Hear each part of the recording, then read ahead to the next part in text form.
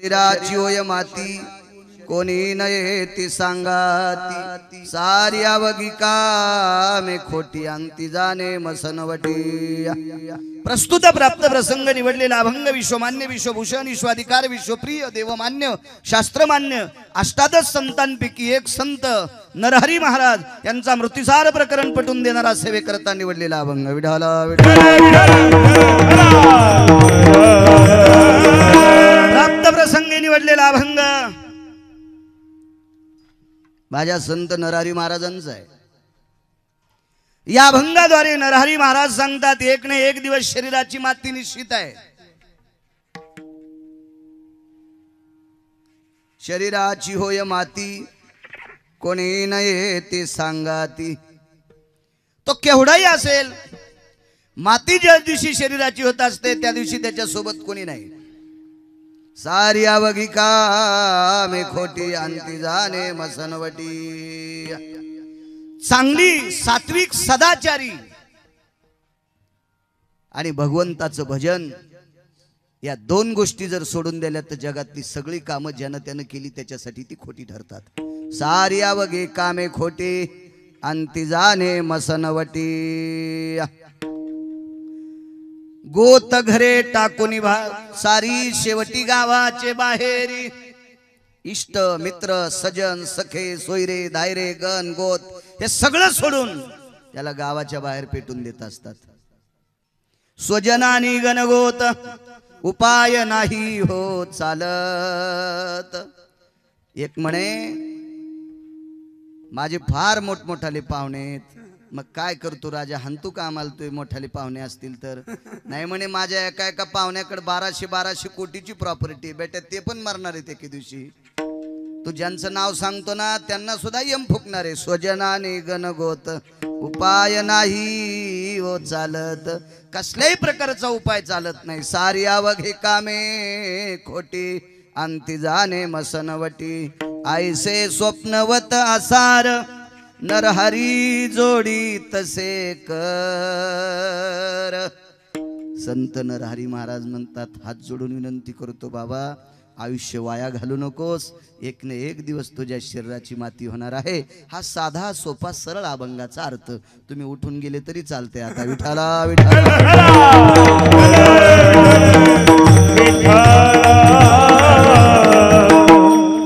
मला असं वाटतं कोपऱ्यात गाद्या येतात त्या समोर घेतल्या इथं बसले तर काय होतं इथं का बॉम्ब पडतो का। कीर्तनात माणसानं शिस्तीत बसलं पाहिजे। अहो मशानात माणसं शिस्तीत बसायलेत ते कीर्तने काय होते काय कीर्तनकार काय मतदान मागायला आला का मा तुम्हाला वास यायला लागलाय। विठाला विठाला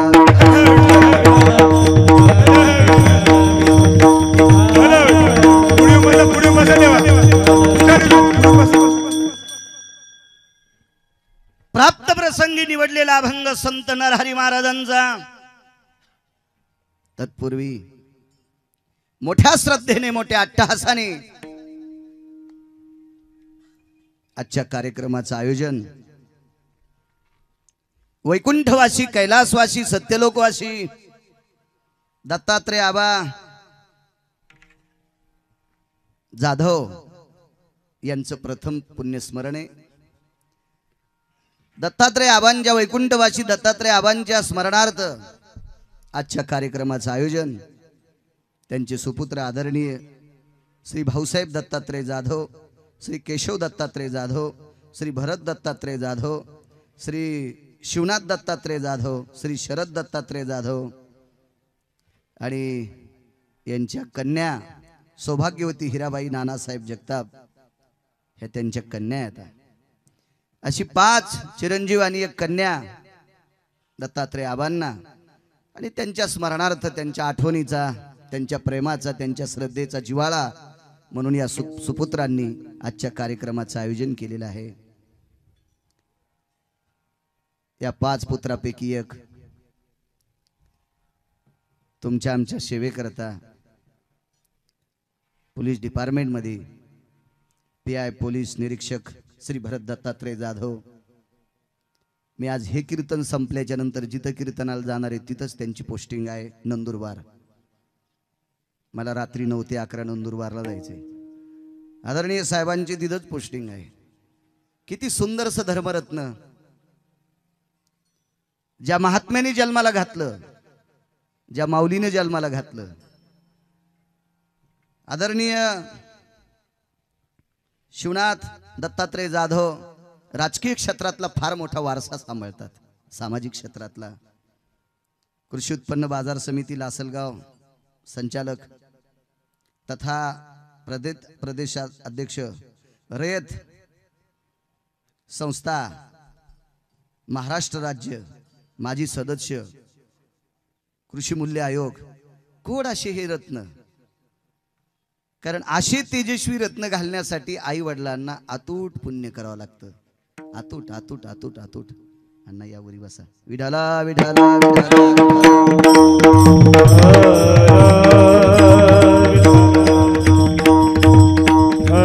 इथे अण्णा इथे.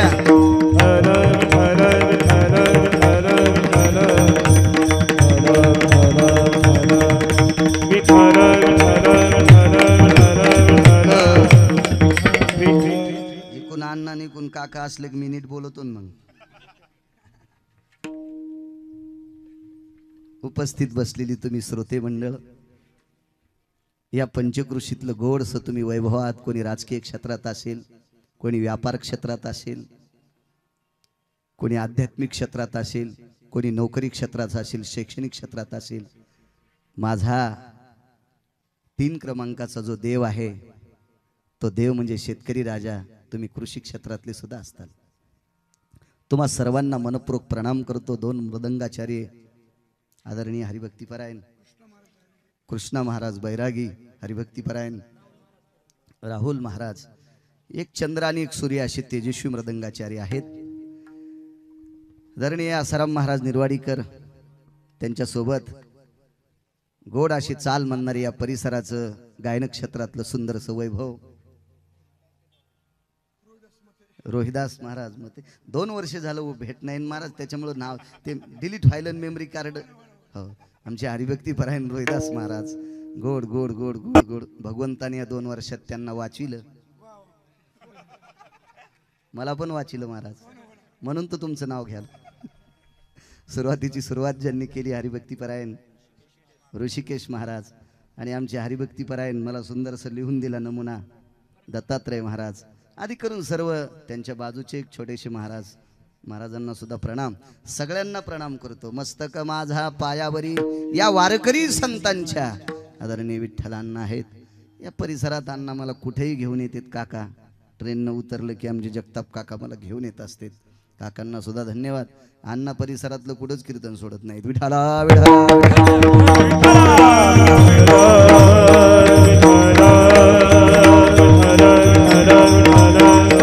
शरीराची होय माती, कोणी न येती सांगाती, सारी आवगी कामे खोटी आणती जाणे मसनवटी. प्रत्येकाच्या शरीराची माती एके दिवशी ठरलेली आहे. शरीराची माती कधी होत असते माहिती आहे का? ज्या दिवशी या शरीरातला आत्मा बाहेर जातो त्या दिवशी या शरीराला प्रेत ही उपमा संबोधल्या जाते. प्रेत सर्वसामान्य प्रचलित भाषेत सांगायचं झालं तर अण्णा याला मड म्हणतात. कारण शास्त्रात मला असं वाटतंय वारकरी संप्रदायात सुद्धा प्रेताला मड शब्द आहे. मडे झाकून या, म्हणजे महाराजांचं वाक्य प्रेताला मड सुद्धा हा शब्द आहे. आणि मग तुमच्या बाकीच्या शैक्षणिक भागेमध्ये भाषेत विचार केला तर त्याला नाना प्रकारचे डेड बॉडी वगैरे काय काय म्हणत असतील ते बात सोडून द्या. पण आपण घरच्याचा इटन शेजाऱ्याचा भांगनीट कशाला, आपल्या आपल्या भाषेत बोललं पाहिजे माणसानं. जिला पिठलं नीट येत नाही तिने बासुंदीच्या कशाला नादी लागायचं. मला मराठी येते, बाकीची भाषा येतच नाही, ती अर्थी ती बोकंडीवर बी घ्यायची नाही. विठाला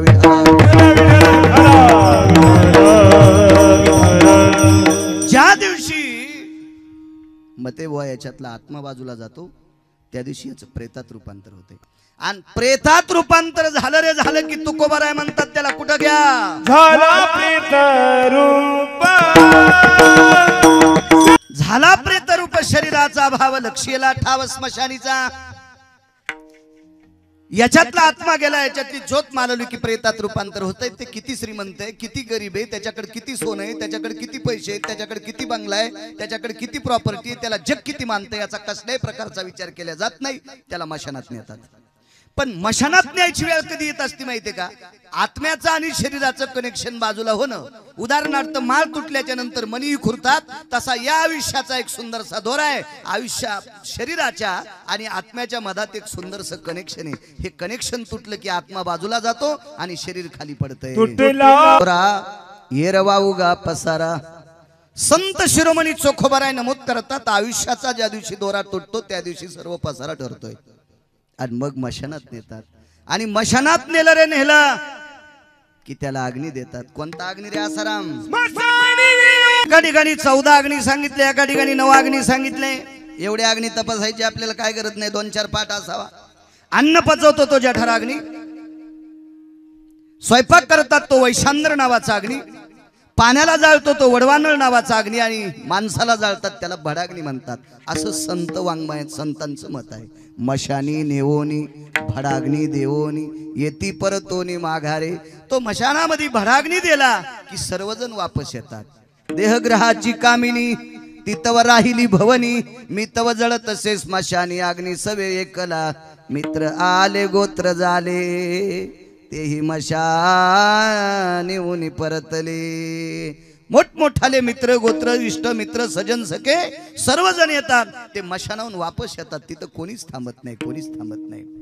आणि ज्या दिवशी मशानात नेऊन पेटून दिलं की ते पुन्हा बघायला भेटत नाही, बघायला भेटत नाही. माऊली महावैष्णव ज्ञानोबारायांचं वाक्य. मला असं वाटतंय पृथ्वीवर जितकी धन असेल द्रव्य असेल तितकं जरी आम्हाला दिलं, आता नाना दत्तात्रय आबा चित्राच्या व्यतिरिक्त पाहायला भेटणार नाहीत. शेखी नवरे उंडा पहावया. अण्णा तुमच्या भागातलं पहिलं श्राद्धाचं कीर्तन नानांच्या बंधूचं श्राद्ध होतं, आप्पाचं पहिलं श्राद्ध झालं. त्याच्यानंतर आजचं 39वं कीर्तन आहे. माझ्या मेमरी कार्ड फास्ट आहे काका, सरस्वतीनं चांगलं टाकलंय जरसं, आणि काही पाठ होते. मग ते बुवा आताच नका, तुम्हाला लय काम करायचंय अजून. असं नका ना अंगावडी जाऊ, इस्तू घेत जाऊ नका अंगावर. लय काम करायचंय आहे का नाही? किती माणसाकडे संपत्ती असेल? 5 रत्न आहेत.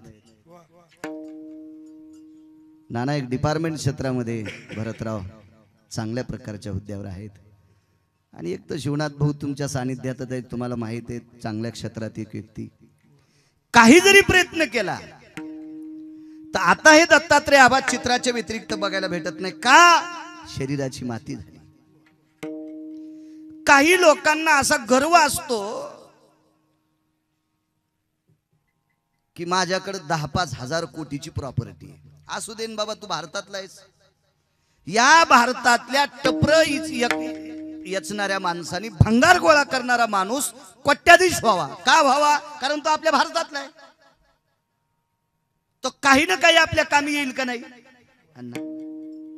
अहो, शेजाऱ्यानं जर विहीर घालली तिला जर चांगलं पाणी लागलं तर आपण आनंद वाटला पाहिजे. का? नका का आपल्या बागाला देईन, निदान फवाऱ्याला ते देत जाईल, फवाऱ्याला तरी त्याच्या विहिरीचं पाणी घेता येईल. असा सन्मान आपल्या भारतीय संस्कृतीत चांगल्या लोकांच्या अंतःकरणात असतो. किती जरी श्रीमंत असेल तर शरीराची माती निश्चित ठरलेली. एक जण म्हणे मी शास्त्रात पारंगत आहे, पुराणात पारंगत आहे, वेदात पारंगत आहे, नाना प्रकारच्या व्याकरणात पारंगत आहे. ठीक आहे बाबा, पुराणात पारंगत नाही, पुराणच तू आहेस. वेदात पारंगत नाही, वेदच तू आहेस.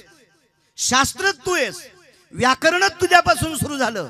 सगळे शास्त्र, न्यायशास्त्र, सांख्यशास्त्र, पतंजली, काय काय शास्त्र असतील हे सगळे तूच निर्माण केले. पण बेटा तू सुद्धा एके दिवशी मरणार. एवढ्या टोकाला गेलेली माणसं जाऊ शकतात. 4-2 अभंग पाठ करणाऱ्यांची काय कथा आहे नाना? आपल्या आता दुपारा यम मारेल. याच्या पलीकडची एक व्याख्या सांगू का तुम्हाला? तुम्हाला आणि मला नीट सांभाळण्यासाठी ज्यानं अवतार घेतलाय त्याला पंढरपुरातला मालक म्हणतात. ज्या ज्या अवतारात पंढरपुरातला मालक अवतार घेऊन आला त्याचं अवतार कार्य संपलं की माझ्या मालकाला सुद्धा जावं लागतं. येर ते पामर जीव किती. बाकीच्यांची काय कथा आहे मला सांगा? कोणाकोणाच्या शरीराची माती होती? बरं, कीर्तनात असं ऐकल्याच्या नंतर एक जण म्हणे महाराज तुमचं कीर्तन ठेवलं ना, असं ऐकल्याच्या नंतर दत्तात्रय आबा उठतेन का? म्हणलं उठत नाही तरी सुंबळ्या. पण ते गेल्याच्या नंतर जे दुःख होतं हे ऐकल्या दुःख विसरावं लागेल काका, याच्यासाठी बुवा कीर्तन ऐकायचे। ठीक आहे, दत्तात्रय आबा मोठे, त्यांनी 5 रत्नांना जन्म घातलाय। या भारतातले ते उज्ज्वल तारे आहेत 5 बंधू, त्याबद्दल दुमत नाही। त्यांनी एका माऊलीला जन्म घातलाय, ती माऊली तुमच्या मरळगावच्या एका संसाराला भाकरी घालती। माझ्या आज लक्षात आलं मरळगोळी इतकी कस काय आली, हे काय गपळी झळकतीनं आपलं तुपलं वळकती आहे का नाही। विठ्ठला विठ्ठला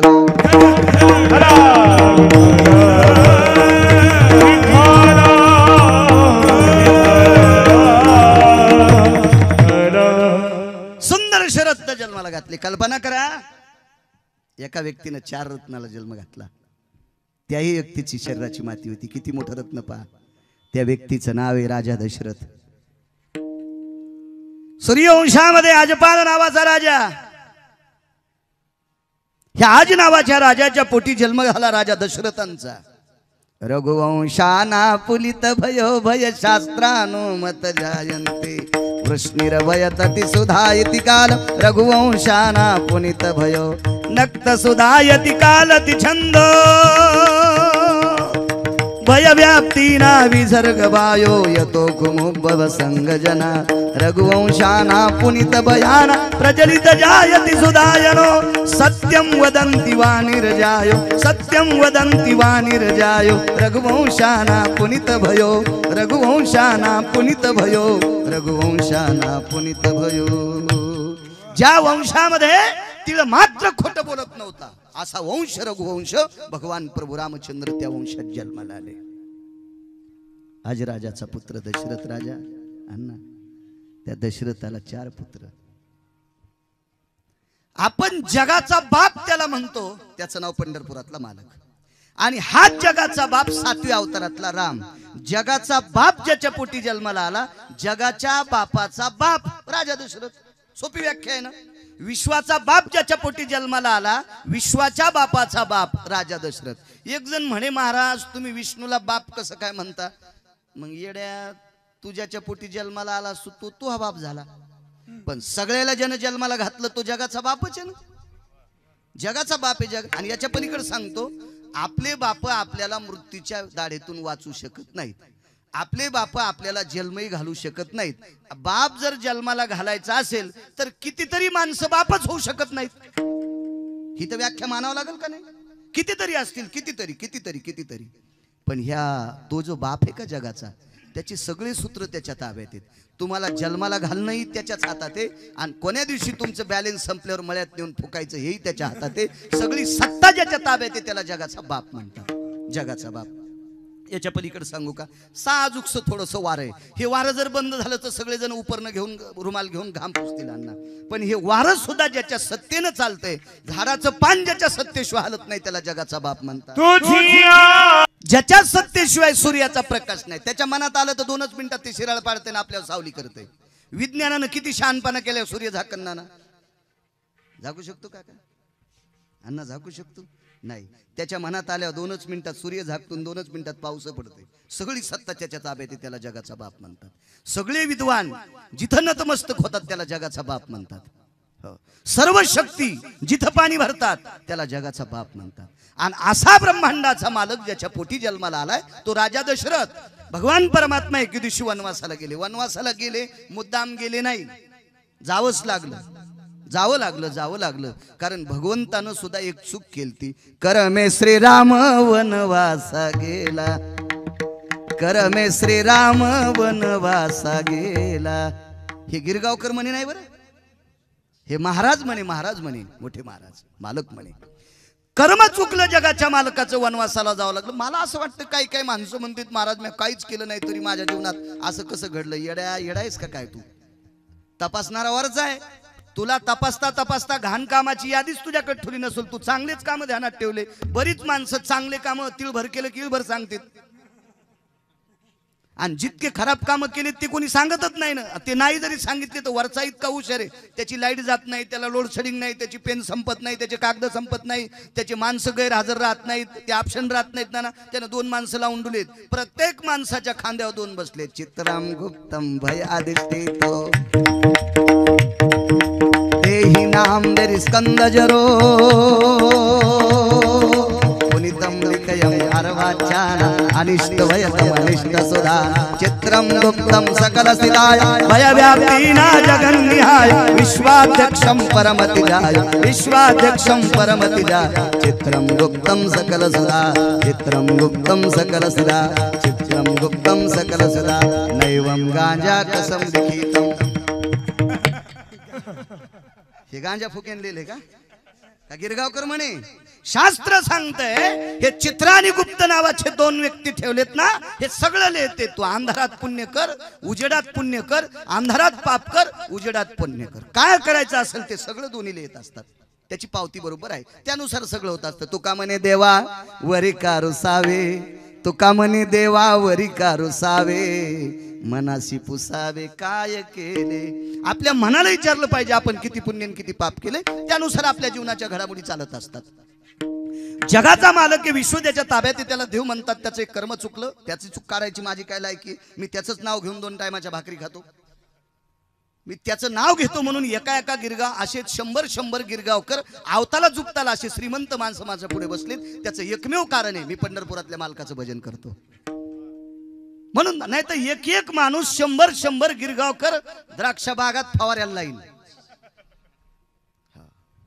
अशी माणसं श्रीमंत आहेत इंद्रालयाचं वैभव ज्यांच्याकडे अशी लोक आहेत पण तुम्ही तरी पण इथं बसलात की फक्त मी त्याचं नाव घेतो आणि 2 टायमाच्या भाकरी खातो त्याच्या विरोधात कसं जाता येईल पण शास्त्र त्याच्या विरोधात गेलं ना आपण काय अण्णा काय बोलणार आहेत आपण कर्मे श्रीराम वनवासा गेला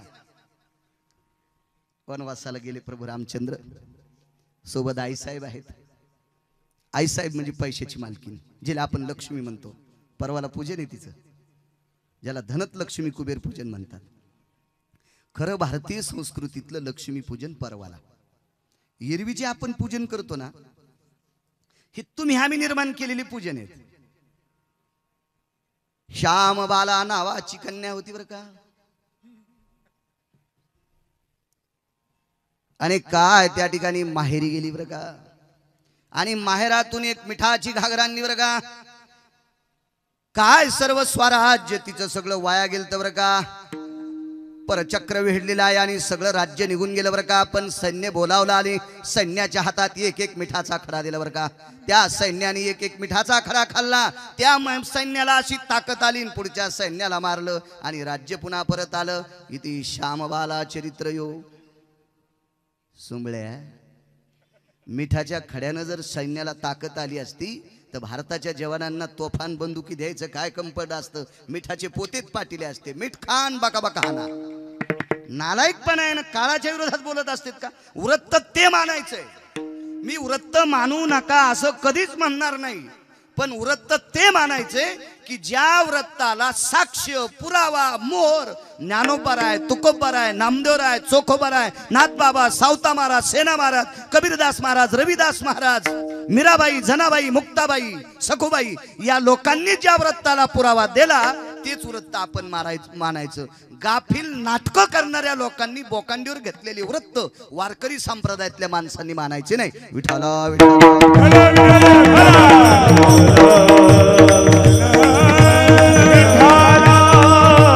उद्याचं जे लक्ष्मी पूजन आहे ते शास्त्र शुद्ध जो शास्त्रात ज्याला आधार आलाय ते लक्ष्मी पूजन आणि ती लक्ष्मी पंढरपुरातल्या मालकाची 7व्या अवतारातली त्या लक्ष्मीचं नाव होतं सीता सीताई साहेबाचं सुद्धा जगताप काका एक चुकलं होतं योग घडला सीता देवी योग घडला सीता देवी 6 महिने 27 दिवस पंढरपुरातल्या मालकाला सोडून अशोक वाटिकेत बसावं लागलं मालक सोडून तिचंही चुकलं होतं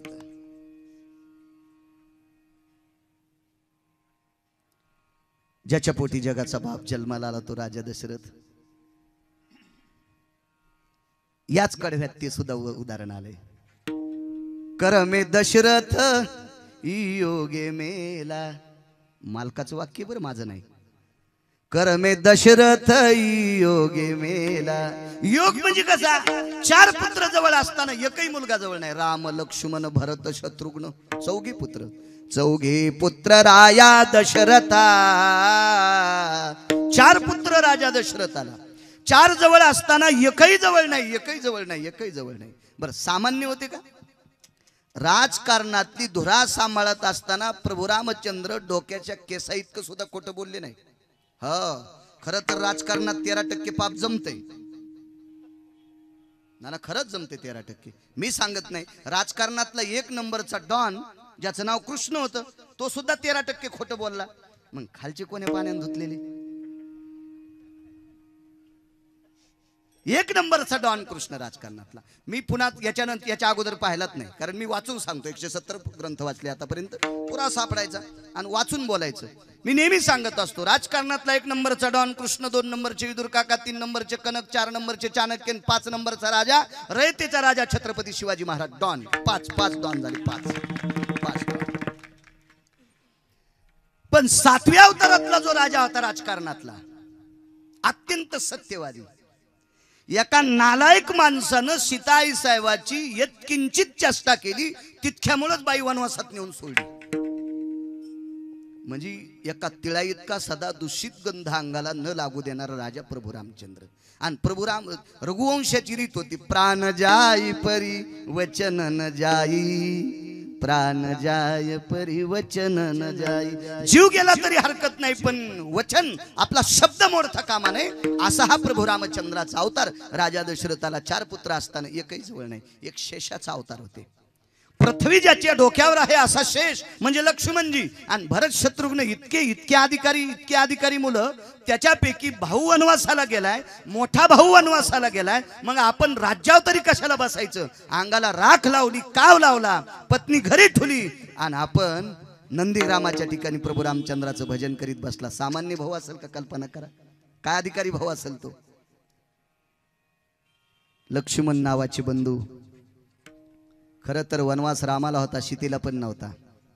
पण सीताई साहेबांनी विचार केला, मालकासोबतच सगळ्या गोष्टी गोड असतात, आपण घरी राहून लाडू खाणं चुकीच्या गोष्टी येतात. थांबली. लक्ष्मण सोबत गेले. 14 वर्षे 22 दिवस अन्न नाही, पाणी नाही, काय नाही, झोप नाही, काहीच नाही. या लक्ष्मणाच्या पत्नीने विचार केला, आपले मालक मोठ्या भावाच्या सेवेकरता गेलेत, आपणही तोपर्यंत घरी लाडू खायचे नाही. नुसती भिंतीला हात देऊन 14 वर्ष 27 दिवस उभी राहिली. पुढे येण्यासाठी 1-2 दिवस लागलेले.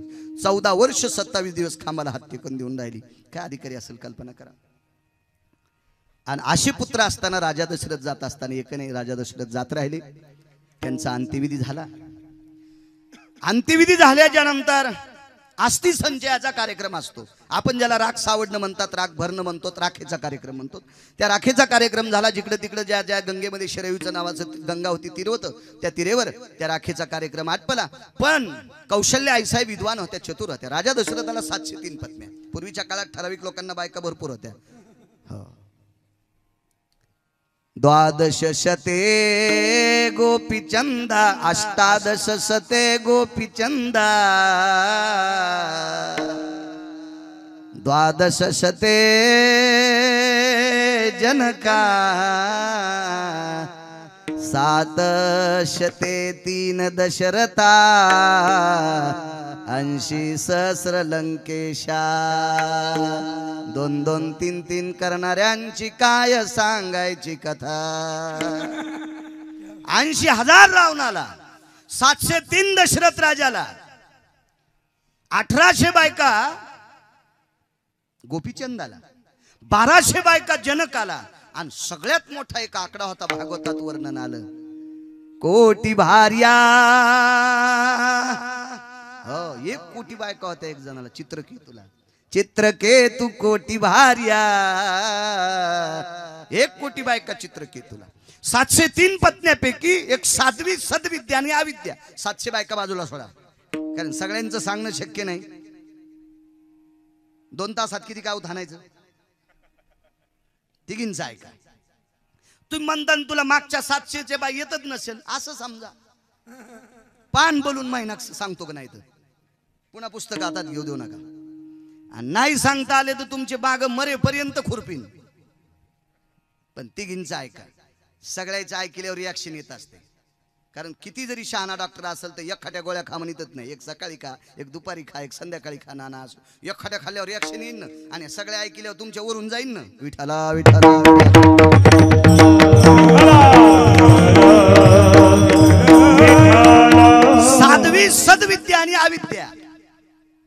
साध्वी कौशल्या, सद्विद्या सुमित्रा आणि अविद्या ती दिसायला सुंदर होती म्हणून दशरथ राजाने केली ती. काही काही माणसं रूपाव बायका करतात का त्याचं इचकत. बाई ही गुणावर केली पाहिजे पत्नी, रूपाव नाही. पत्नी ही गुणावर केली पाहिजे, गुणावर, रूपाव नाही. आपल्या देशामध्ये देखाव्याला आणि रूपाला किंमतच नाही, गुणाला किंमत आहे. हे मंडप दिसायला खास आहेत पण ऊन कसं टाकतात खाली, गाळून गाळून टाकतात. पहिले मंडप ते शामियानी होते ना, ते बिलकुल बिलकुल ऊन टाकेत. आता कालाय तसमे ना, हे दिसायला इतकं गोड आहे पण दुपारी 1 वाजता चैत्राच्या महिन्यात याच्या खाली बसा, उन्हात बसलेलं परवडं इतकं घाम काढते आतून, सगळे भोकाड मोकळे करते अंगाचे सगळे. असा गोड मंडप असतो. हे दिसायला खास, असायला काय नाही. आपल्याकडे दिसायला किंमत नाही, असायला किंमत आहे. बाग 50 एकर आहे दिसायला. द्राक्षे किती झाले म्हणले? 1.5 किलो. कशाला पाणी घालायला सुमळ्या, सांगायला 50 एकर बाग आहे. किंमत आहे त्याला, उत्पन्न किती झालं. नदीचं पात्र 1 किलोमीटर सरून दे, पाणी छापी भिजवायला नाही. छापी ना तुम्हाला नसेल कळत, तुम्ही गांजा वळडत नाहीत, तुम्हाला काय कळलं. ते चिलमीच्या खालून जी छापी लावतात का त्या धुडक्याला छापी म्हणते. छापी तितकं भिजायला सुद्धा पाणी नाही यांना. आणि नदीचं पात्र 1 किलोमीटर रुंद, काय करायचं. नदी नीर बिना तर फल बिना, धेनु शीर बिना. शपक पुरा आहे. नदीला पाणी पाहिजे त्याच्याशिवाय किंमत नाही, गाईला दूध पाहिजे त्याच्याशिवाय किंमत नाही, झाडाला फळ पाहिजे त्याच्याशिवाय किंमत नाही. तरु फल बिना, कर्तव्याला किंमत आहे. बाई दिसायला किती सुंदर दिसते त्याच्यापेक्षा मालकाला किती जीव लावती हा महत्वाचा भाग आहे. एक जण म्हणला, महाराज तालुक्यात आपल्या मंडळीसारखी सुंदर कोणीच नाही. म्हणलं फायदा काय नाही, पण मी तिच्या साडीच्या इस्त्री करतोय. अरे ममुल्या, तालुक्यात नंबर 1 ची सुंदर आणि तू तिच्या साडीची इस्त्री करतोय. रे सोमळ्या, तो पैठणच्या तळ्यात उडी टाकायला पाहिजे होती. विठाला विठाला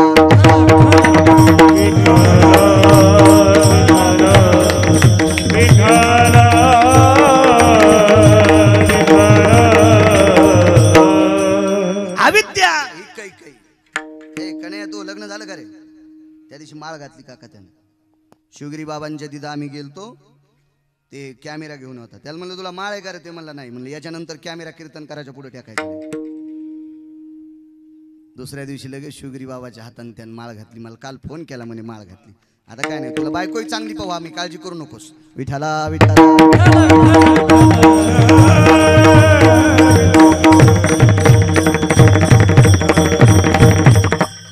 वैराग्य संपन्न महात्म्याच्या हाताने माळ घातलीस. पुन्हा ज्या महात्म्याला प्राप्त झाणारा पैसा समाजाच्या सेवेकरता वापरणारा महात्मा सद्गुरू शिवगिरी बाबा. छान छान. लग्नाला गेले राजा दशरथ एक जणाच्या, आणि त्या लग्नात गेल्या एक नवरीच्या संग ज्या पुरी फिरतात त्याला तुमच्याकडे काय म्हणतात? कलवऱ्या. ती करोली नाना सुंदर दिसली आणि दशरथ राजानं तिच्या वडिलाला मागणी घातली, ही मला पत्नी असा. तिच्या बापाला वाटलं वा वा, अयोध्येचा राजा आपल्या जावाई व्हायला, देऊन टाकली. खरं तर दशरथ राजानं तिच्यासोबत लग्न करायला नव्हतं पाहिजे, कारण कैकई इतक्या नालायक बाईच्या पोटी जन्माला आलती की तिच्यासारखी नालायक जगातही बाई नव्हती. विठाला विठाला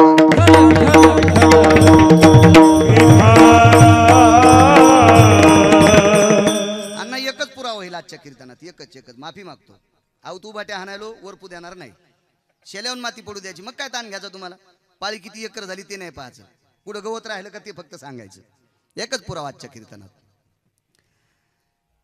लग्न झालं,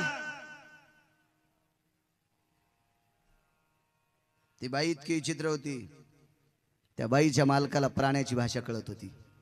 दशरथ राजाची धर्मपत्नी कैकेयी हलकट होती. का हलकट? आईचा दुर्गुण तिच्यावर पडला. तुम्ही अजून मी लक्षात घ्या, स्त्री जर चांगली वागली तर 2 घराचा झेंडा लावती.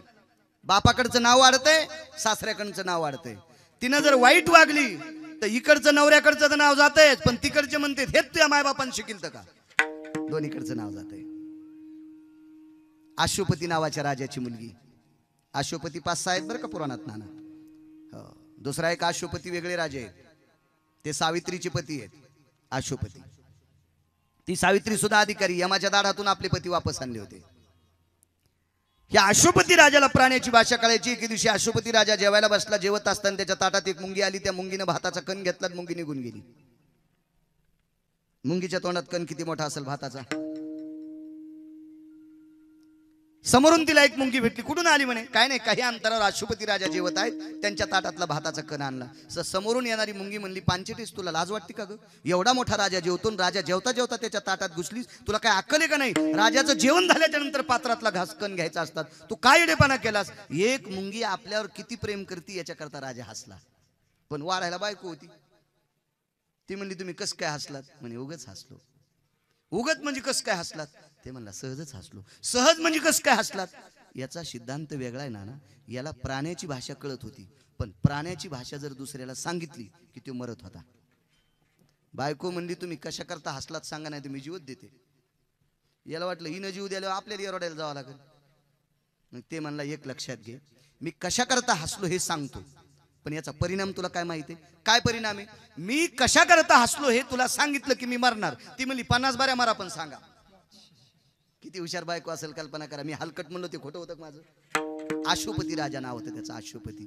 आणि मुंग्याची वाणी सांगितल्याबरोबर राजाने मान खाली टाकून दिली. आणि तशा मालकाचा जीव घेणारी बाई आणि तिच्या पोटी जन्माला आली कैकई. म्हणून तर 14 वर्ष 22 दिवस प्रभू रामचंद्राला बिना चपलाचं फिरिलो. इतकी नालायक कैकई होती. विठाला विठाला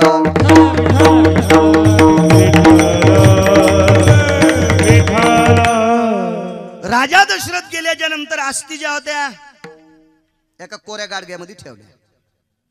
गाडग धर्मशास्त्रामध्ये बऱ्याच ठिकाणी त्याची वर्णी आली. गाडग्याला किंमत आहे. 14 ठिकाणी गाडग लागते. याच्यातला कोणी नाही मानला तरी लागतं, मान्यच करावं लागतं. 14 ठिकाणी गाडग लागते. मंदिराला जर कळस बसवायचा असेल, आता कुठं कुठं मिळत नसेल किंवा तितकं तोंड पुरत नसेल किंवा तितकी विद्वत्ता नसेल, हा भाग सोडून द्या. पण कळसाच्या पूजेला 81 बोळके लागत असतात मातीचे.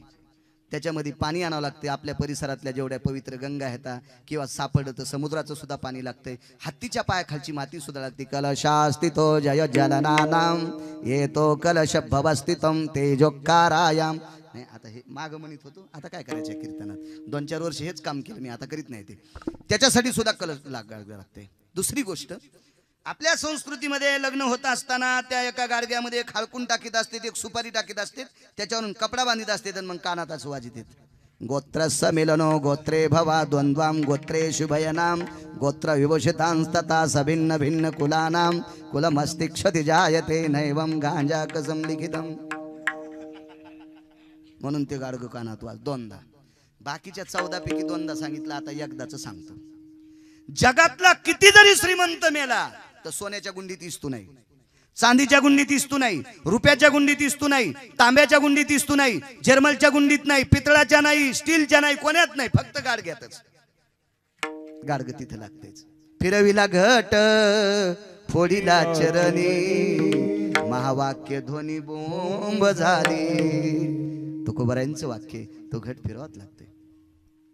ते गाडग त्याच्यासाठी विसतो. अशा एका गाडग्यामध्ये अस्थी ठेवल्या, त्याला लाल कपड्यांनी बांधलं आणि ते गाडग घरामध्ये, देवघरामध्ये एक हलकडी होती अशी कडी, त्या कडीला ते मडकं अडकवलं. भगवान प्रभू रामचंद्र राजा रावणाला मारलं आणि परत आले. शरीराची वही माती सांगतो अण्णा.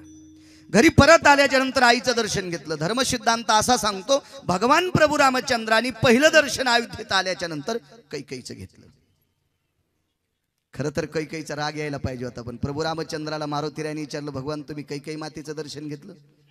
तर प्रभू रामचंद्राने विचारलं, हनुमंता तुला मळमळ होते का? नाही म्हणते, मला काय मळमळ होत नाही, पण फक्त मी विचारायलो तुम्हाला जन्म दिला त्या आईचं न घेता कैकईचं का घेतलं?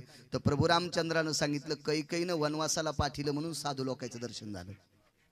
लक्षावधी साधू लोकांचं दर्शन कैकईच्या उपकाराकरता झालंय, म्हणून तिच्या उपकारातून उत्तीर्ण होऊ शकत नाही, म्हणून मी कैकईचं दर्शन घेतोय. सुमित्रा मातेचं घेतलं, मग कौशल्य मातेचं दर्शन घेतलं. दिनचर्या रोजची राज्याची चालू झाली. एके दिवशी भगवान परमात्मा कुठेतरी बाहेर गावी जायचे होते. तेवढ्या तात्काळ उठले, सगळं आटपलं आणि सीतेला विचारलं, सीते जी आईसाहेब कुठे आहेत? आई म्हणायची प्रभू रामचंद्र. कल्पना करा, विश्व ज्याच्या ताब्यात आहे त्याला जगाचा बाप म्हणतात, तरीत पण तो आईला आई म्हणत होता. मला असं वाटतंय, ज्या माऊलीने आपल्याला जन्म घातलाय तिला आई म्हणलं पाहिजे. काही काही माणसं महाराजाच्या पाया पडतील पण मायबापाच्या पडत नाही. नंबर 1 चालकट. जो आई वडिलाच्या पाया पडतो, जो मायबापाला मानतो का, त्याला पंढरपुरातल्या मालकाच्या सुद्धा पाया पडायची गरज नाही. अण्णा खोटं बोलले हे तर जगात पोहोचायले ना. युट्यूब जगात टाकायला लागले लोक. हानतेन बाळू महाराजाला म्हणते नालायक झालास का काय तू. माय बापे केवळ काशी तेने न जावे तीर्थाशी सकल तीर्थाची अधुरे जे का जाण माता पितरी. सर्वात मोठं दैवत आपले आई वडील, त्याच्यापेक्षा जगात दैवतच नाही कुठलं. पण आई वडिलाला मानल्याच्या नंतर पंढरपुरातला मालक इतका प्रसन्न होतो, इतका प्रसन्न होतो, त्यानं वैकुंठ सोडलं आणि मायबापाला मानणाऱ्याच्या मागे उभं राहून आई वडिलाला मानणाऱ्या लोकांच्या सानिध्यात पुंडलिकरायाच्या पाठीमाग कायमस्वरूपी योगी 28 विटेवर उभा वामांगी रखुमाई दिशे दिवे शोभा भिरकावेली विट. हा, त्या विटेवर जगाचा बाप उभा राहिला. काय केलं पुंडलिकरायानं? फक्त आई वडिलांची सेवा केली. इतकी मोठी ताकद. गडबडीत निघायचं शितेली त्याला शिते आई साहेब कुठे आहेत? सीता आई साहेबांना सांगितलं माझं आत्ताची स्नान आटपले, देवपूजा आटपली. देवाची बायको देवपूजा करते. एकदा वैकुंठात नारद गेले. नारदाने आई साहेबांना विचारलं आई साहेब मालक कुठे आहेत? म्हणजे नारदा 5 मिनिटं बसा ना तुम्ही.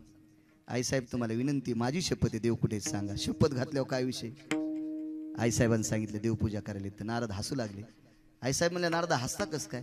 अहो सगळं जग त्याचं भजन करते, ते कोणाची पूजा करते मला बघू द्या बरं. पण भगवंतानं लक्ष्मीला सांगितलं होतं मी देवपूजा करीत असताना मधात कोणाला येऊ देऊ नको. दुसरी शपथ, तो भाक वाहत तसे नारदू. भाक म्हणजे शपथ. नारदानं शपथ वाहिली आई साहेब तुम्हाला माझी शपथ आहे, मला मध्ये जाऊ द्या. नाईलाज होता वारकऱ्याचा शब्द टाळता येत नाही, इतकी भजन करण्याची ताकद मोठी आहे. पण ही चांगलं बरं का, चांगलं चांगलं. आणि मग आतमध्ये गेले तर नारदाच्या मूर्तीला पाणी घालीत होते प्रभू. नारदाच्या मूर्तीला अभिषेक करीत होते. भजन करणाऱ्याला इतकं प्रेम आहे, इतकं प्रेम पंढरपुरातल्या मालकाकडे. अहोरात्र भजन करणारे नारद, 6व्या क्रमांकाचे संन्यासी भगवान कृष्ण परमात्मा पाणी घालत होते. विष्णू परमात्मा नारदाच्या डोक्यावर पाणी पाणी. इतकी मोठी ताकद आहे. आई साहेबांना सांगितलं प्रभू माझी पूजा आटपली. सासूबाई कुठे आहेत पत्ता नाही. एका सखीला विचारलं हे सखे जी आई साहेब कुठे आहेत? माझघरात आहेत. माझघरात. माझघर सांगता येणार नाही जिनच्या पॅन्टीवाल्याला कशाला माझघर म्हणतात. हे आपल्याला हेच घर माहित आहेत ना दुसरे, त्याच्यामुळे माझघर राणीवासा हे काय माहित होणार आहेत. हे जुन्या काळातले शब्द आहेत. आणि झालंय कसं माहितीये का, आपले शब्द फुकून दिले आणि दुसऱ्याची बोकांडीवर घेतले. हे दुःख झालं ना. किती सुंदर शब्द आहेत आपल्याकडे, किती सुंदर किती सुंदर. आता आपल्याला पाकाम निष्पत्ती भय जायते बहुजीवायाम प्रतिपालेषु यद भोक्तव्याम पाका निष्पत्ती यद जायते क्रिया, असं शास्त्र सांगते. घरी किती बी वाजता जरी कोणी आला तरी दुरडीत 2 भाकरी सापडत्यात, अशा घराला पाकगृह म्हणतात. घरी आल्याच्या नंतर कोणालाच उपाशी जाऊ देत नाहीत, त्याला स्वयंपाकघर म्हणतात. घरी फक्त नवरा बायकोच खातेत, त्याला किचन घर म्हणतात. दोघांचीच किचकिच चलते. 2च तोंडन खिचडीन बोंड, त्याचं नाव किचन, त्याचं नाव किचन. कोणी जरी आला तर पाकाम निष्पत्ती भयाच्या ते जायम वैशांतर वसुदेश कालम भोक्तव्याना सकल सुदाना जठरानलयव तृप्तम वासम. तुम्ही मदत केल्यावर मनी जात जाईन ना मी, कधी जा कधी कधी मदत. हे जठराग्नी तृप्त करण्याचं ठिकाण त्याला पाकगृह म्हणतात. चुलीत घातलं स्वयंपाकघर, चुलीत घातलं किचन. म्हातारी मंदिरात पोत घेऊन, आणि हे ज्या घरात झोपते त्याला बेड म्हणते. राणीवसा माझघर फार सुंदर नाव होते पूर्वीच्या काळातले, सुंदर सुंदर. अहो इतकी शोकांतिका आहे नाना, इतकी शोकांतिका. मराठीमध्ये एका माणसानं MA केलं. MA मला तर कळतच नाही MA काय असते, कारण मी 7वी शिकेले. त्याच्यामुळे आपल्याला पुढचा दिवस माहित नाही काय मिळायचं. पण फिरून फिरून फिरून काही काही गोष्टी अनुभवानं माहित झाल्या. MA केलं. MA. त्याला विचारलं का रे बाबा तुम्ही MA झालात? हो. मग मराठी भाषेचं ओरिजिनल नाव काय? देवाला काय माहित. तुला कोण MA पदी दिली त्याची बसायची जागा हाणायला पाहिजे, अशी हाणायला पाहिजे की त्याला 2-3 महिने त्या जागेवर बसता नाही आलं पाहिजे. विठाला विठाला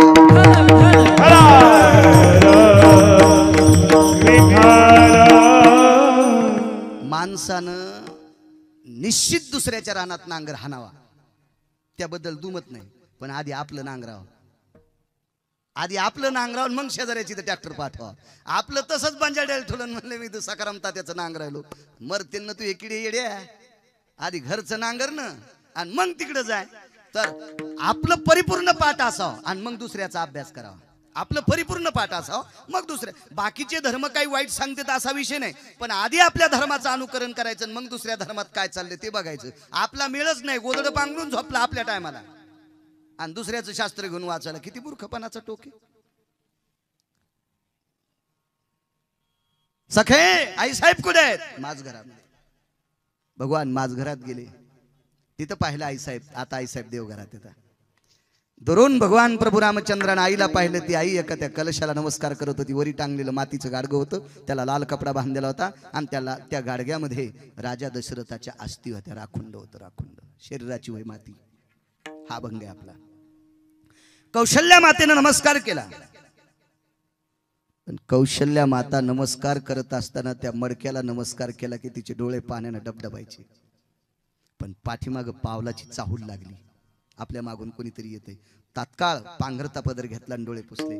मागे पाहिले तर रामचंद्र. राम आलात? जी आई साहेब, जी जी जी. आई दर्शन घ्यायचे, घ्या. कौशल्या मातेचं दर्शन घेतलं. वेळ फार गडबड होती प्रभू रामचंद्राच्या पाठीमागं, वेळ नव्हता. तरी पण तितक्या वेळात प्रभू रामचंद्राने आईला विचारलं, आई ग एक विचारू तुला? ते वरी बांधलेल्या त्या गाठोड्यात काय तू त्याचं दर्शन घेतलंस? मी बघत होतो, तू 5 मिनिटं त्याला नमस्कार करत होती, काय त्याच्यामध्ये? असू दे रामा, तुला गडबड आहे माय, तू जाय. नाही आई एक सांग ना मला, सांग ना ग आई, आई सांग ना ग, काय त्याच्यामध्ये काय? असं उकसाबुकसाच्या नंतर कौशल्यचं अंतकरण डबडबलं आणि कंठ दाटून आला. रामा, ज्याच्यापासून तू जन्माला आलास, ज्याच्यापासून तू जन्माला आलास, त्या पित्याच्या अस्थी याच्यात ठेवलेल्या आहेत, राजा दशरथाच्या. ठीक आहे आई साहेब, काय हरकत नाही. दौरा कॅन्सल केला. महर्षी वशिष्ठांची पाय धरले. सूर्यवंशाचे कुलगुरू गुरुदेव, आज आईच्या दर्शनाकरता गेलो, काही गडबडीत होतो, पण ते काम बाजूला सारलं आणि माझ्या आईनं एक कलशामध्ये माझ्या बाबांच्या अस्थी ठेवल्यात, राजा दशरथांच्या. याचं काय करायचंय? रामचंद्र, तुम्ही 4 पुत्र एकत्र येऊन ही अस्थी पाण्यात विसर्जित करावा अशी आईची मानसिकता. याच्याकरता एक मुहूर्त काढू आणि त्या मुहूर्तावर अस्थी विसर्जित करू. ठीक आहे म्हणे, काय हरकत नाही. शरयूच्या तीरावर असा सुंदरसा दिव्य मंडप दिला. शरीराची होय माती सांगतोय.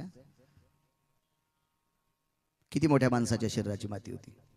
दिव्य असा सुंदरसा मंडप दिला. त्या मंडपामध्ये ऋषी मुनी योगी जपी तपी संन्यासी अनुरागी महान लोक होते, पिंडाचे तर्पणाचे मंत्र म्हणण्यासाठी.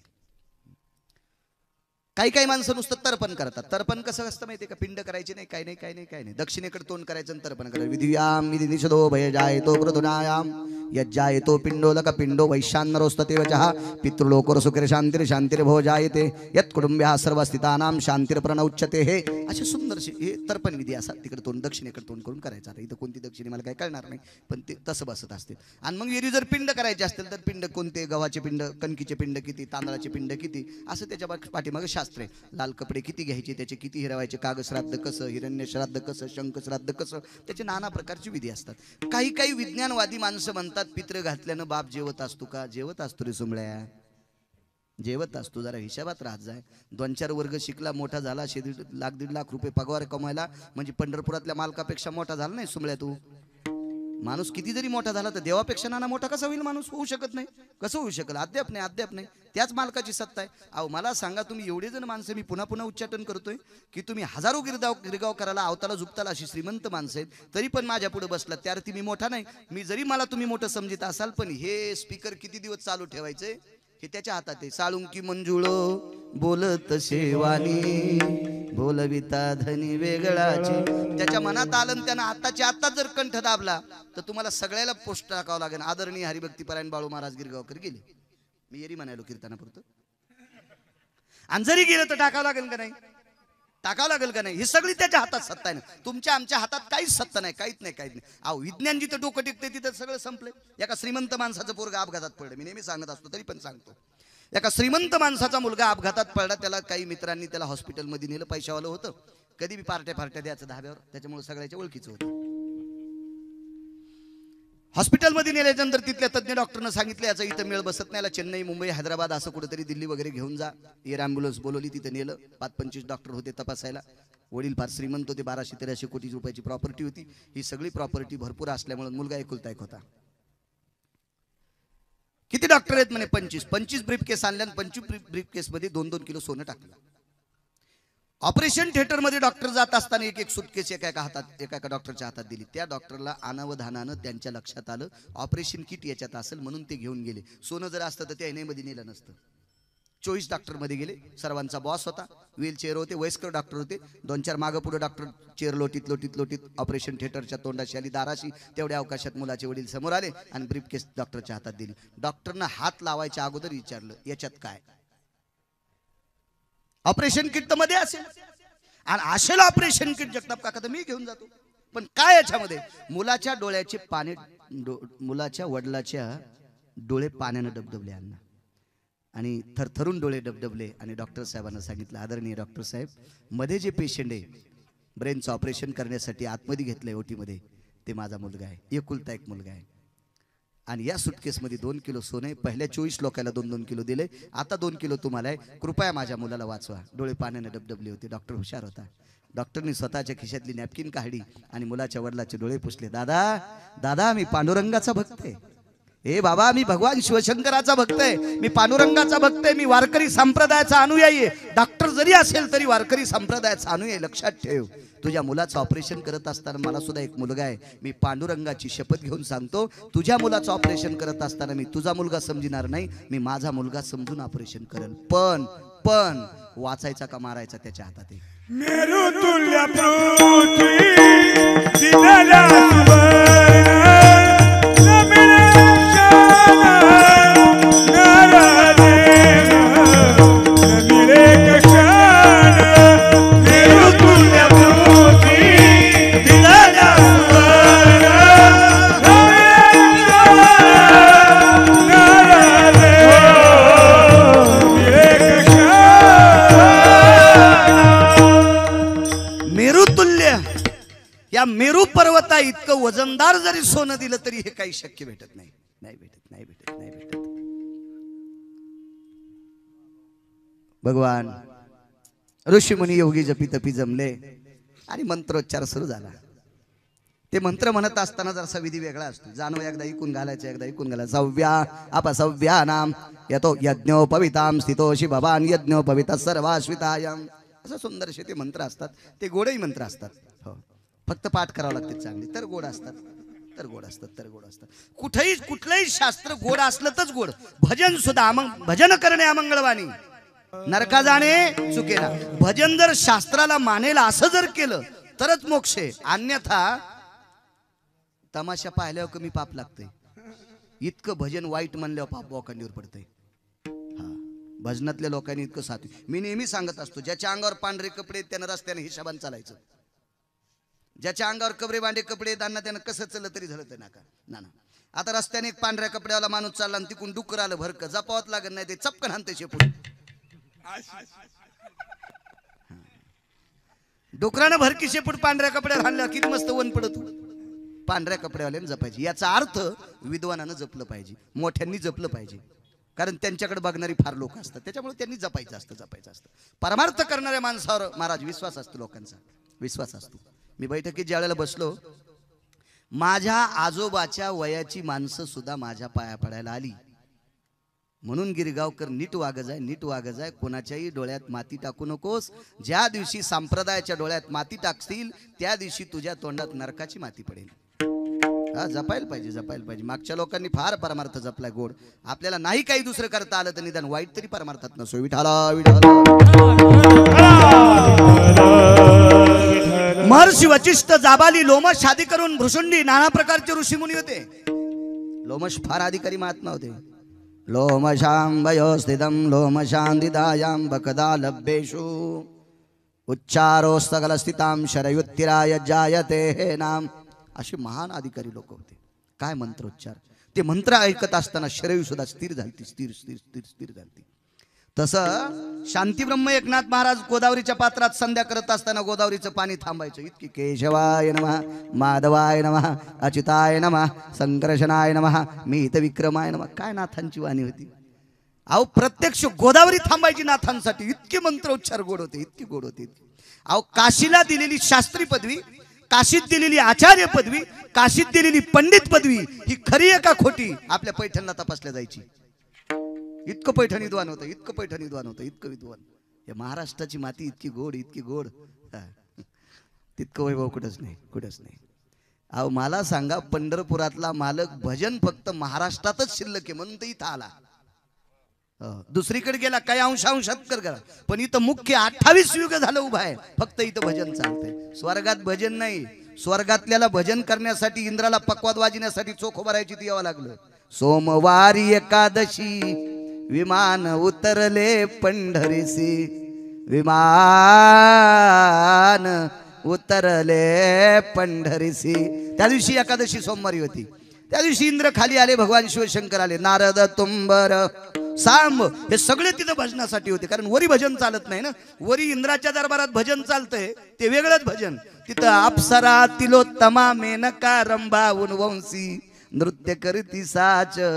कामाला वितळणारं भजन, काम बाहेर टाकणारं भजन, कामाला वकायला लावणारं भजन इंद्राच्या सभेत असते, आणि काम जाळून टाकायचं भजन महाराष्ट्रात असते. विठाला विठाला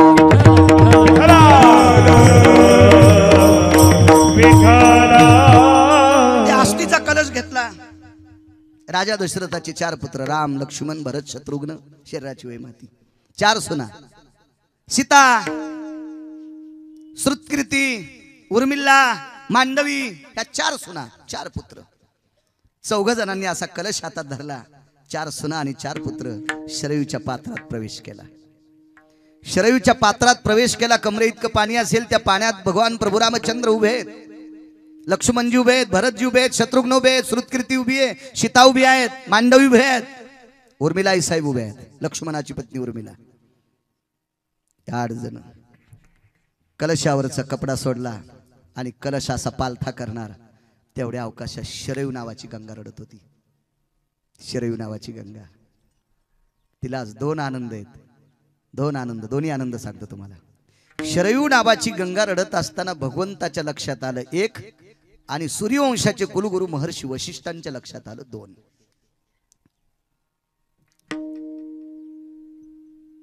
महर्षी वशिष्ठांच्या लक्षात आलं भगवान प्रभू रामचंद्राने चल प्रभो किमं रुदंती. काय झालं रडायला शरयूला? 350 गंगापैकी 1 गंगा शरयू. कशा करता रडते? तर वशिष्ठाने विचारलं, रडायली हे मला कळतंय. रामप्रभूनं सांगितलं रडायली हेही मला कळतंय, पण कशा करता रडायली हे कळावं ना, काय कारण असतं? तर वशिष्ठ सहज तिला विचारतात, ए पापनाशिनी नमा पापक्षालन हितार्थायाम त्वं उदकोर वयजनो पुनितानां सकल स्थितेषु पापक्षालन हितार्थायाम. पापाचं क्षालन, गंगा पापम शजिताप. आपल्याला फक्त गंगा पाप पाहिजे. पाप धुणारी पवित्र पापनाशनी शरयू माते, तू का रडते? तिने सांगितलं, गुरुदेव माझा जन्म ज्याच्या अंगठ्यातून झालाय तो जगाचा बाप राम आहे. विष्णूच्या अंगठ्यातून गंगेचा जन्म झाला. मी किती पवित्र? कोणी विचारायली? शरयू वशिष्ठांना विचारायली, मी किती पवित्र? ज्याच्या अंगठ्यातून माझा जन्म झालाय मी किती पवित्र? तर वशिष्ठांनी सांगितलं, अनंत पाप्यांचं पाप धुण्याची ताकद तुझ्यात, तू इतकी पवित्र. मग अनंत पाप्याचं पाप धुण्याची ताकद माझ्यात, मी इतकी पवित्र, तर ज्याच्या अंगठ्यातून जन्माला आले त्याचा अंगठा किती पवित्र. किती गोड वाक्य. मग हा ज्याच्या अंगठ्यातून गंगा जन्माला येतो तो राम, ज्याच्या पोटी जन्माला आलाय तो दशरथ राजा किती पवित्र. शरयू नाही, त्या आमच्या वशिष्ठांनी विचारलं, शरयू तुला नेमकं प्रश्न कशा करता केला? मला याच्या करता प्रश्न करायचा आहे. ज्याच्या पायाच्या अंगठ्यातून गंगेची निर्मिती होती, एवढा विद्वान भगवान प्रभू रामचंद्र विष्णू परमात्मा ज्याच्या पोटी जन्माला आलाय, त्या राजा दशरथाची राख आहे. या राखीचा पुन्हा माणूस तयार करा. तर महाराजांचा एक पुरावा आहे, साखरेचा ऊस होत नाही. साखरेचा नाही ऊस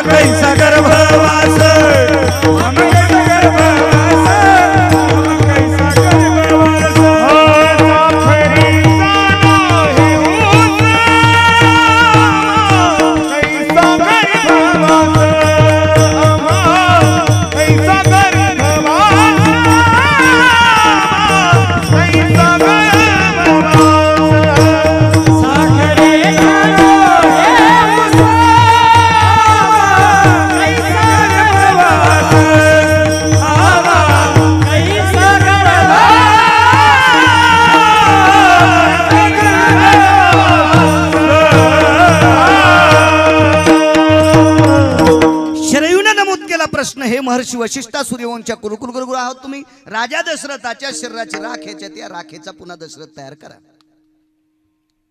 तर महाराजांचा पुरावा आहे. ऊस हा कारखान्यात नेल्याच्या नंतर त्याच्यासाठी एक चरक असतो. त्या चरकात टाकला की त्याच्यापासून रस होतो, रसापासून तेलपाक होतो, तेलपाकापासून पाक होतो, पाकापासून कांचरी, कांचरीपासून साखर. काय असेल त्याची प्रक्रिया. ऊसापासून साखर तयार करणारे कारखाने जगात खूप, पण असा एखादा कारखाना आहे का साखर इकून टाकली की पलीकडून ऊस निघतो? असं नाही. मग स्त्रियाम कामेषु पुरुषः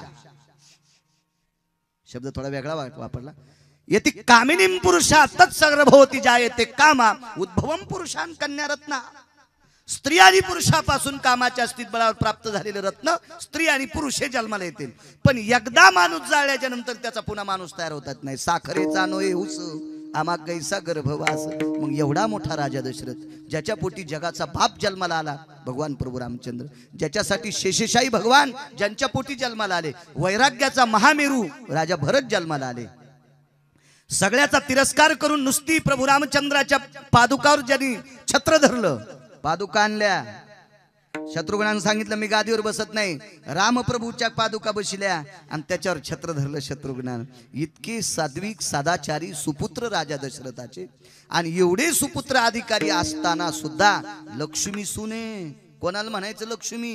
ही ज्याच्या घरात गेली त्याच्या इथं कशाचीच कमी नाही. ही ज्याच्या घरातून निघून गेली त्याला संध्याकाळी खाला नाही. लक्ष्मी कष्टानंच येते, याच्याबद्दल मी विरोधात बोलणार नाही, पण लक्ष्मी प्रारब्धाशिवाय येतच नाही. काम केल्यानं जर लक्ष्मी आली असती महाराज तर आम्हाला श्रीमंत झाले असते, आम्हाला श्रीमंत झाले असते आणि आरती भिकारी झाले असते. लक्ष्मी जर कामानं आली असती तर कांद्याचे दुकान टाकणारे भिकारी आणि पोते उचलणार काका श्रीमंत. लक्ष्मीसाठी प्रारब्ध लागते. अन्नमान धन हे तो प्रारब्धाधीन. आता एक म्हणला मी प्रारब्धाला मानित नाही, नको मानू हांतळ्यात उडी. प्रारब्धाला कसं मानित नाही? तू मूर्ख आहेस ना, याच्याकरता मानित नाही. अरे प्रारब्ध संतांनी मानलंय, आपल्याला मानावंच लागेल ना, मानावंच लागेल, मानावंच लागेल. मला सांगा, या देशातलं सर्वोच्च पद एका माणसाला आहे, त्या माणसाचं पोरग मला वाटत नाही का? राजकारणातलं सर्वोच्च पद एका माणसाकडे, नाव कोणाचंच घेत नाही, त्या माणसाचं पोरग मला वाटत नाही का? झालो का मी? नाही ना. आणि जर झालो असतो तर नशीब लागन ना, मला सांगा ना, नशीब लागन. एखाद्या आमदाराला झालेलं पोरग त्यानं कुठं पाकिस्तानच्या सीमेवर जाऊन तीर आणला, नशीब घेऊन आलं म्हणून आय त्या पिठावर घालायला ते त्याचा बाप मेल्यावर ते आमदार होतच ना. जनतेनं करू की न करू पण उभं राहतच ना. आयता आलं का नाही, त्याला प्रारब्ध आहे त्याच्यासाठी. ते मोठ्या माणसाचं पोरग होऊन जन्माला आलं ना, तसं प्रारब्ध लागते. लक्ष्मी ज्याच्या घरी येते ती प्रारब्धाने येत असते. भाग्याचे नि भरसे, उद्यमाचे निमिषे. काम करू नका असं नाही.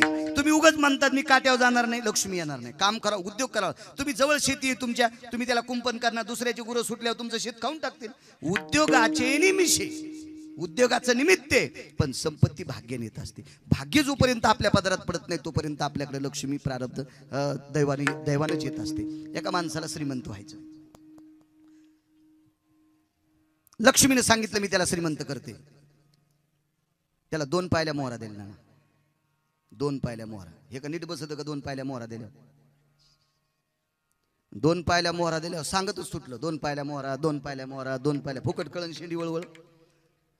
रिकाम्याला लई ना, थोड्या पाण्याला लई उतू येत असतो.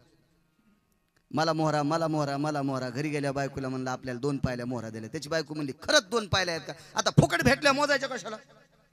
एखाद्यानं जरी 20 किलो बाजरी दिली असेल आणि ती 19 किलो भरली तर काय पैसे दिले का तुम्ही त्याला? फुकट द्या. नाही म्हणले हे 20 किलो भरतीच का? अशा येडपट काय काय बायका. ती बाई म्हणली मोजूनच पाहायच्या.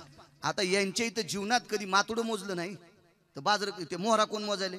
मग मोहरा मोजण्यासाठी शेर दुसरे कोण आणला. जिच्या इथं शेर होता ती लई हुशार होती. तिनं गव्हाची कणिक मळली, शेराच्या बुडाला अशी कणिक चिटकिली आणि दिलं मोजायला. हिनं त्या मोहरा मोजल्या, 2 पायल्या भरल्या, पण शेर वापस नेऊन देताना त्याला 2 मोहरा चिटकून गेल्या. ती नवऱ्याला म्हणली आयुष्यभर तुम्ही कामं केले, टाटर चोरले, वायर चोरले, पाईपलाईन चोरल्या, वाटेल ते काही चोरलं, भांगार चोरलं, कोणाच्या उभ्या गाड्या चोरल्या. आमच्या काकाची नेलती एकदा चोरून, आहे का नाही? गौसली पण हे सगळं चोरलं तरी आपल्या इथं छटाकभर मोहरा नाही आल्या.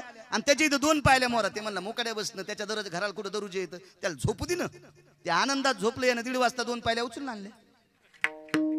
लक्ष्मी भेटली भाग्य नाही, नशीब आहे. भाग्य म्हणजे नशीब. हा, वापस लक्ष्मीकडे गेला आणि म्हणला आई साहेब तुम्ही दिलं पण चट गेलं.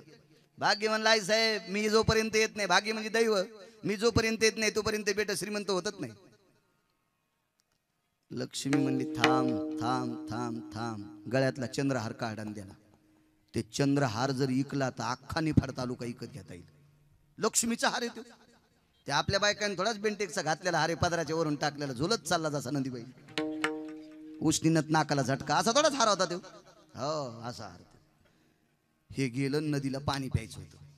नदीला प्यायचं म्हणून पाणी प्यायचं त्यानं हार बाजूला ठुला आणि पाणी प्यायला गेलं. पाणी प्यायला गेल्याबरोबर घार आली आणि हार उचलला आणि घेऊन गेली. पाणी पिऊन वापस पाहिलं तर हार काहीच नाही. लक्ष्मी म्हणला गेला हार. भाग्य म्हणला आई साहेब काय करायचं तर कर, नशीब जोपर्यंत येत नाही तोपर्यंत श्रीमंत होत नाही. लक्ष्मी म्हणली भाग्याला बस मोकाड्या म्हणजे दैवाला मोकाड्या बस म्हणले मी श्रीमंत करते. मग लक्ष्मीने त्याला एक लाल दिला. आता माझ्यासारखा खिसा होता त्याला, त्यानं असा खिशात लाल टाकला.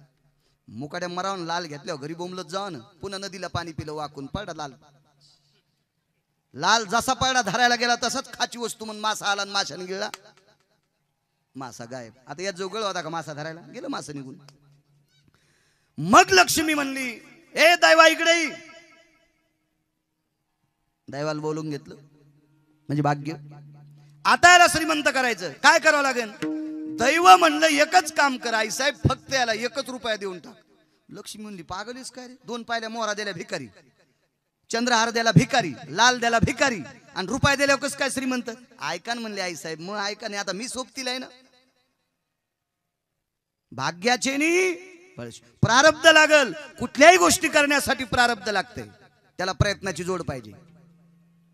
1 रुपया द्याला. 1 रुपया दिल्याच्या नंतर म्हणलं कशाला आता पाणी प्यायचं नाही काहीच नाही, जाऊ द्या दोन्ही मिळालीत ना. होय झालो तो झालो श्रीमंत.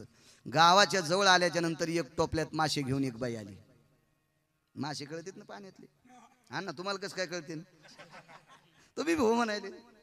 त्याला माहिती नाही म्हणलं तरी डसत आहे आणि हो म्हणलं तरी डसत आहे. ते मासे होते तिच्या टोपल्यामध्ये. ए म्हणलं बाई खाली टेक. केवढ्याला मासा आहे. 1 रुपयाला. द्याला मासा.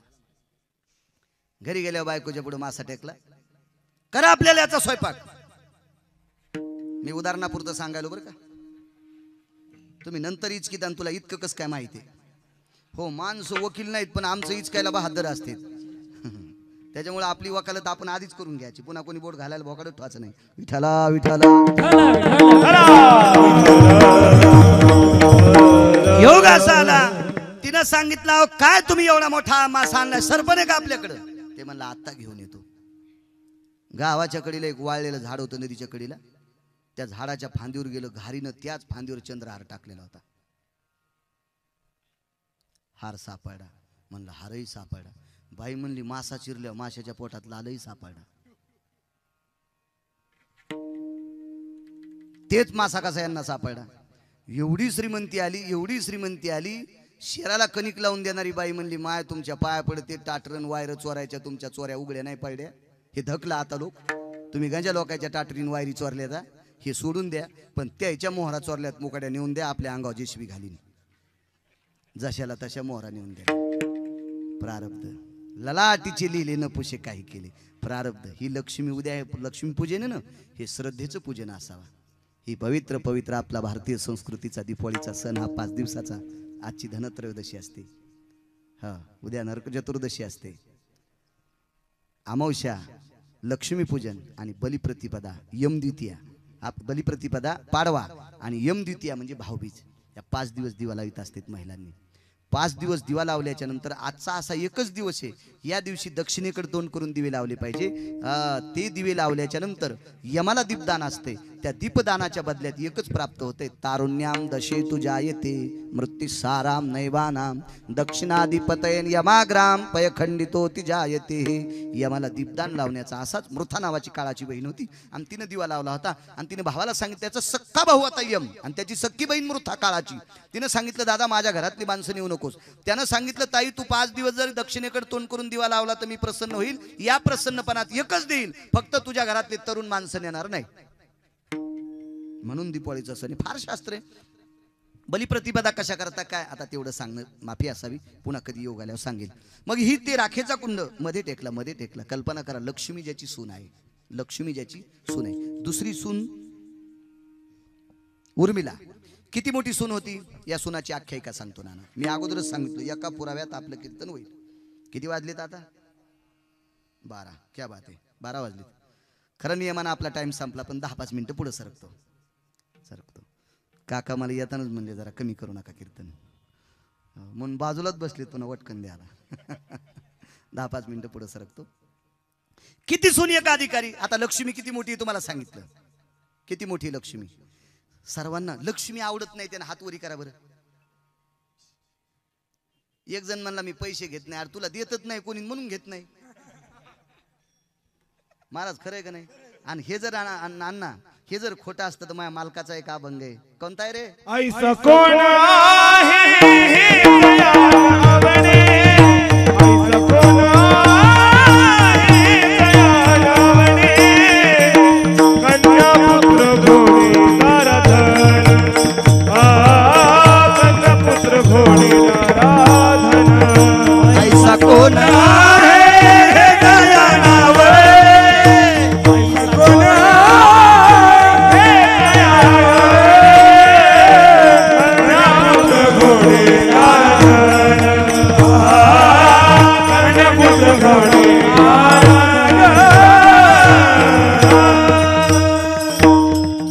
ऐसा कोणी दावा किंवा ऐसा कोण आहे हे जया नावडे, कन्या पुत्र घोडे दाराधन. कोणाला आवडत नाही?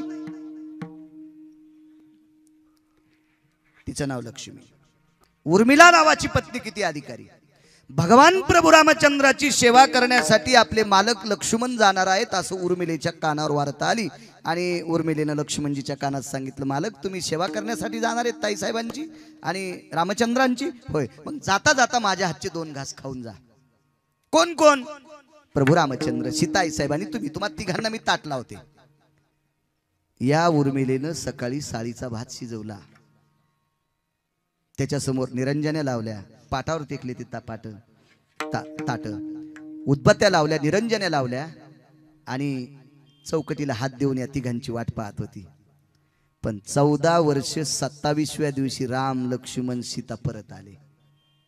कौशल्येचं दर्शन घेतलं, सुमित्रेचं दर्शन घेतलं, कैकेयीचं दर्शन घेतलं. पण ज्या वेळेला सुमित्रेचं आणि कौशल्येचं दर्शन घेतलं त्यावेळेला कौशल्य मातेच्या तोंडातून एक वाक्य पडलं, लखन, ए लखन जी आई साहेब जी, लखन 14 वर्ष 27 दिवस झालं तुझी पत्नी खांबाला टेकन देऊन उभी रे, 2 मिनिटं जातोस तिच्याकडे. हे वाक्य सीतेनं ऐकलं. सीतेनं आपल्या मालकाकडे बघितलं. शहाण्याला दृष्टीचा विचार असतो. लक्ष्मणाच्या पाठीमागे सीताई साहेब, सीताई साहेबाच्या पाठीमागे रामचंद्र. महालात प्रवेश केल्याच्या नंतर उर्मिलेने हात जोडे, ताईसाहेब पटकन जेवा, तुम्हाला वनवासाला जायचंय. म्हणजे 14 वर्ष 27 दिवस झाले तरी तिच्या लक्षातच नाही वनवास होऊन गेला. बसा जेवायला बसा, मी आत्ताच भात केलाय, आत्ता भात केलाय. याचा अर्थ 14 वर्ष 27 दिवसापूर्वी भात शिज. विज्ञानवादी मानित नसतील नका मानू, तुम्हाला 30 गाव पठ्याल 36 गाव. मानील तो देईल काही, न मानील तो नेईल काही. मी पुराणातलं सांगतोय. आणि पुराण काय आमच्या चुलत्यान थोडत लिहिले. तुम्हाला जर पटत नसेल तर ज्यानं पुराण लिहिले त्याची सोय पहा.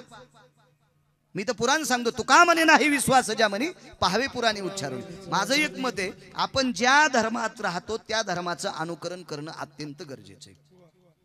सिमेंट काम करणारा, दुसऱ्याच्या घराचं प्लास्टर करणारा, भंगार जमा करणारा मुस्लिम समाजाचा माणूस आपली संस्कृती मानतो, आदर्श घ्यायला पाहिजे. भंगार जमा करणारा मुस्लिम समाजाचा एखादा बांधव त्याची संस्कृती मानतो. भंगार जमा करणारा मुसलमान आणि जगातला टोकाचा श्रीमंत मुसलमान, ह्या दोघांच्या लग्नामध्ये सारखाच विधी असतो. ते नियम बदलित नाहीत. थोडीशी आपल्याकडेच नालायकपण आहे. जराशे पैसे झाले की विधी मातीत घालतात. चुकीच्या गोष्टी आहेत, चुकीच्या. असं नाही व्हायला पाहिजे. माझं एक मत आहे, शेजारीन काही म्हणो, बाईनं आपल्या मालकाला मानलंच पाहिजे. आमची इथली वत्साबाई द्वारकाबाईला म्हणली, द्वारके तू अनावरा जरा गोरात दिसतो घोंगडीवाणी. घोंगड कळत ना. वत्साबाई द्वारकेला म्हणली, द्वारके तू अनावरा घोंगडी इतका गोरा आहे ग. 5-6 महिने ऐकलं, पण द्वारका हुशार होती. द्वारका म्हणली, वत्साबाई काही म्हणा, महानवरा दिसायला काळा असू द्या, पण दिवस माळायच्या आधी घरी येतो. तो अनावरा गण गोरा पाने सिनेमात नाचायच्या लागीचा, पण ते निफाडच्या बस स्टँडला मुतारीपाशी झोपलेला असतो. बॅटरीनं पाहावं लागतो कुठं झोपलेला आहे. काय करायचं गोरा मला सांगा ना. तुला वेळेला किराणा आणून देतो. भ्रतार प्रमाण आम्हा नारायण. जसा पतिवृत्तीचा आपल्या देवावर विश्वास असतो, आपल्या मालकावर विश्वास असतो, तितका आपल्या धर्मावर आपला विश्वास असला पाहिजे, नियम असला पाहिजे. असो लक्ष्मणानं सांगितलं, उर्मिले वेडी आहेस का काय? 14 वर्ष 27 दिवसापूर्वी शिजलेला भात आम्हाला खाऊ घालतीस. किडे पडले असतील त्या भातात, वाळून गेला असेल तो भात. मालक बसा, तुम्ही बसा बसा. प्रभू रामचंद्र लक्ष्मणाचा खांदा धरला. लखन शांत बस. पात्रावर बसले. 14 वर्ष 27 दिवसापूर्वी लावलेला दिवा शाबूत आहे, लावलेली उदबत्ती शाबीत आहे, आणि ताटावरचं पात्र काढल्याबरोबर त्या भातातून वाफा येतो. त्या वाफा दृष्टांत संपला. 14 वर्ष 22 दिवस जिनं शिजवलेल्या स्वयंपाकात अग्नी, त्यावरती तिच्या मुठीत अग्नी होता. तिच्या मुठीत अग्नी, मुठीत अग्नी. तुका म्हणे पतिव्रतां तिची देवावरी सत्ता. 14 वर्ष 22 दिवस मुठीत अग्नी धरायचा. ज्याच्या सुनेत ताकद आहे, सुनेत सुनेत ज्याच्या सुनेत ताकद आहे, एवढी सुनाधिकारी असताना पण त्याच अग्नीनं सासरा जाळला. त्याच अग्नीनं सासरा जाळला. याचा अर्थ असा आहे, निसर्गाचा नियम कोणी बदलू शकत नाही. 4 पुत्र राजा दशरथाला आहेत, 4 सुना आहेत. त्याच्यापैकी एक सून जगाची मालकीन लक्ष्मी आहे, एक पतिव्रत अग्नी ताब्यात आहे. एवढा असताना सुद्धा राजा दशरथाच्या शरीराची